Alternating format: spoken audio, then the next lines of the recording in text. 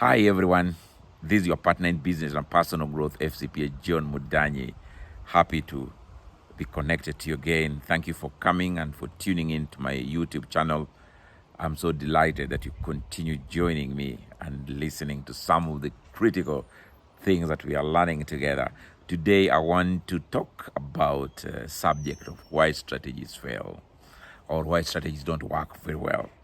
Many organizations keep struggling with the implementation of their strategy and how to move the organization from one level to another. For a time such as this, you find that there's a lot of uncertainties and changes, dynamic changes in technology, changes in the external environment due to the coronavirus, and how we do business. So most organizations focus now on what we call strategy formulation and design. It's one thing to design strategy, and many organizations are very good at it. A lot of effort is put, a lot of time is spent, a lot of resources is spent in reviewing strategy. Where are we coming from? Where do we want to go? What are our successes? What are some of the lessons we've learned in formulating our strategy? What adjustment would we like to do? What are our key performance indicators, key business outputs, or roles that we'd want to deal with? And today I just want to talk briefly on, in my own words, and this again based on some of the studies that I've done personally, on why strategies fail. And I want to focus today on strategy implementation. As I said, many of us have spent a lot of time and resources in designing strategies, and we have great ideas, and we have very, very positive outlook into the future. But we do not achieve those objectives and goals. And what are some of the things that we need to do? I've got 5 points I want to talk today about, just briefly. Number one is that strategy is very critical. One of the most critical things is leadership. Strategy succeeds, strategy falls with leadership. So the man or the woman at the helm at the top must be able to provide leadership guidance, must carry the vision, must be able to align everybody and to move us into the direction. There must be a captain who is organizing the foot soldiers into war. So it's very important that leadership is strong. And one of the key reasons why strategy fail is that we do not have strong leadership that owns the strategy, that owns the process, and that post-strategy design and formulation drives to the next level, which is strategy execution or implementation. The second thing that's very important to make sure that strategy succeeds is the issue of resource alignment. We need to ensure that when we have designed a strategy, we have put resources behind it. Resource-based theory, those who students of management and leadership, we know about resource-based theory. And one of the challenges to strategy implementation and execution of strategies is that we come up with plans, very good, wonderful plans, the blueprints that are great, but we don't put resources behind them to make us move to the next level of achieving real performance. When I talk about resource-based, what I'm talking about, there should be people with the right skills, with the right understanding, with the right mindset, with both attitude and aptitude to drive our strategy. And then we must provide enough people that are going to run that thing forward. And the financial resources that should be behind it, the training, the upskilling that's required. So it's very important that there's alignment of resources, and also allocation of resources.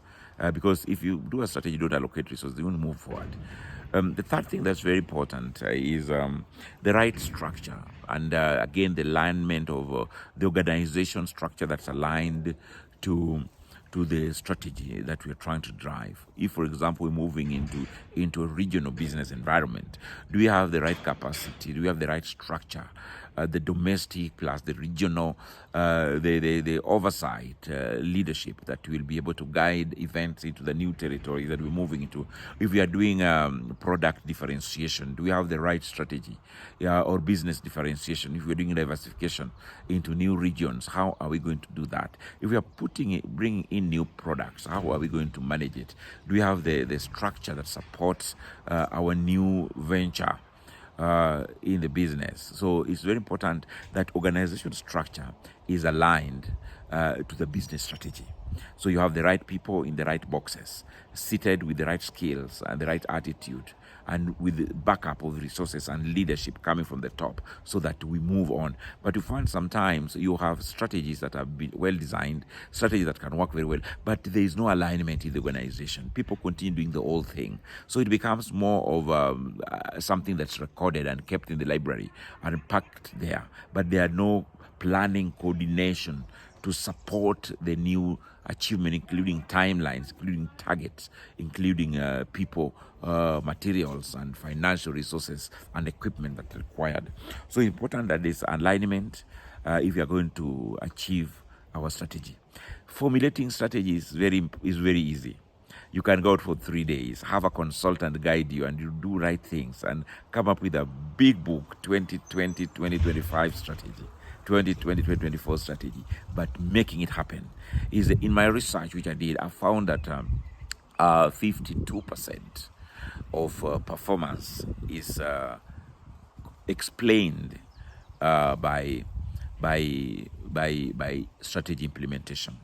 So even though we really don't have a lot of focus on strategy implementation, but you find that actually the performance side of things, almost 50% of success and performance outputs of your strategy will be explained by how well you implement your strategy. And if you fail in the implementation stage, you will not succeed. And we find that because of poor implementation, sometimes success almost 10% of the strategy is achieved. So when you're doing a strategic review, whether it's quarterly, whether it's semi-annually, whether it's annually, you find that this is not done, this has not been done, this is not done, the external environment has changed, there is no adjustment, we are not reviewing and monitoring and reviewing our strategies to align them to the new realities on the ground. For example, since March 2020, we know COVID has come out. It come up with many things. It's changed completely the modus operandi. It's changed the way we are doing business very much. It's changed the channels of distribution. You can't open a shop. You can't open your outlets. Customers are not coming in. So what do? You must completely adjust your strategy so that you change. Your go-to-market strategy must be adjusted immediately. You may have even to reprogram your market segmentation. Which market are you going to focus on? Which market are you not going to focus on? So it's very important. This comes during the strategy implementation stage. That's why we're doing all the reviews, all the checking up and the realignments and cutting here and building up and beefing up things and seeing that if flights are not flying out of Kenya or out of country A, and you are 50% of your business is relying on export, how do we get that done? So you may need to find new channels of distribution, new mechanisms. Maybe you refocus now more on the domestic market and kind of slow down on the external market because that's gone. And also in the domestic market, you need to have channels of distribution. So if you're really relying on retail outlets and people don't go to retail outlets, or the house, how you structure your distribution structure, that needs to be moved a bit into the more online and e-business form of business. So that's very important. The fourth thing that's critical for strategy success is culture. I think as you do new strategy, you must keep on adjusting your culture, because culture is food for strategy. It provides the highway. Without a right culture, without the right mindset, people who are focused and who have got passion for the business and who understand it, and they're operating what I call the smell of the place. When you reach an organization, Any organization you reach to, when you're a guest and you come right from the reception and you go and you meet the bosses, or within 10 minutes you'll feel there's a certain culture in that organization, where there's a hospitable culture, where there's a culture where people are welcome, or where people are harassed, people are just running and there's no relationship, or where there's a culture where people are working in teams. You can smell it, what you call the smell of the place. You will just smell it and know this is how it is. Here people are quiet, here people are jovial, the way people sit, the way people dress, the way people talk to each other, the way things are happening. And if you sit a meeting with them, you just know this is the culture of the organization. And that has a big role in achievement of strategy. So it's extremely important that you have the right culture. And this might require even retraining of the people. It may require a bit of remixing of the teams so that the right culture. You may even have to get some people from outside the organization to come in to kind of change the way we think. And that's important. If you don't change the culture, if, for example, it's not a culture of performance and accountability, and you come up with a new strategy, people will not be accountable. People don't take things seriously. People don't meet deadlines. Then that's the culture of the organization. If people are not working as teams, there's a lot of departmentalization. There's a lot of people belonging to certain cocoons and certain caucus. Then that must be bound so that people work the team and focus on the big goal. What are the big, hairy, audacious goal we are trying to achieve as an organization? What are the things that's going to drive our future? We must focus on that, and that requires a lot of culture change. What's the role of gender? How do we balance the gender of the organization? Is it an organization where people are self-driven and focused and manage themselves, or is it a culture where people wait for the boss? A new one organization, when the MD is not around, the car park is empty because everybody will not come to work, or they'll come at their own time.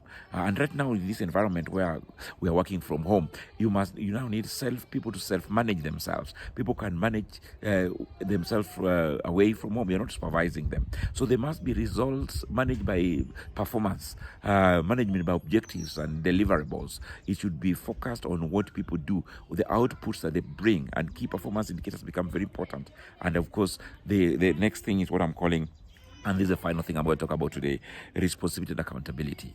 And that's how do we measure performance? How do we measure achievement? How do we measure productivity? When you're working from home, how do I know you're working or not doing your own things, just doing your own things? So there must be an accountability, there must be a responsibility that you've given these deliverables. These fall within your sphere of mandate and deliverables. And then there's a way we manage that you're doing it on a weekly basis, on a monthly basis, on an annual basis. And there is a accountability. You must account to a team, account to your CEO, to your MD, account to your leader, to your supervisor, and then there must be both reward and what we call consequence management. So if you do well, there must be a way of managing those who do well and motivating them, because of course we know that people must be motivated. So we must be able to reward them and recognize them and to appreciate what they are doing and to give them the energy to move on. But also those who do not care, who do not deliver, there must be a way of managing them, either through a performance improvement program or during the appraisal, through the bonus system. How they must be aware. There must be a dialogue that gives feedback that you are actually running short of expectation. And these are all adding up to implementing strategy. So it's very important that strategy is implemented properly. Without strategy, proper implementation of strategy, you are doing nothing designing strategy, because you don't go anywhere. You must have proper goals, clear objectives, performance measurement standards and benchmarks that will tell you when you're on the right road. Because if you don't know where you're going, any road will take you there. And if you don't know when you have reached, you will pass the town. Have you ever traveled to a city you don't know? So you reach there and you are told, oh, you passed it, you've left it behind you. Go back and take the road to the left and turn right. You will see a tall building, green building, that's the building. Then you go, you missed again, and instead of turning right, you turn left. Then you pass it again, and you stop the next taxi driver, and he tells you you've just left it on the left. You are just near the corner. That's why you must be able always to monitor and to manage your performance and measure how you're progressing. That's called monitoring and evaluation, or control in strategy management. This is your partner in business and personal growth, FCPA John Mudanyi, enjoying with listening about how to make your strategy succeed and sharing some ideas. I'm not perfect in this, but I love sharing what I know. And thank you so much. Please remember to subscribe to my YouTube channel. invite a friend. Please spread the good news that there's some resource base where you can watch and learn for free. God bless you. God bless you. God bless you. I love you so much. Thank you again. Subscribe. Press subscribe.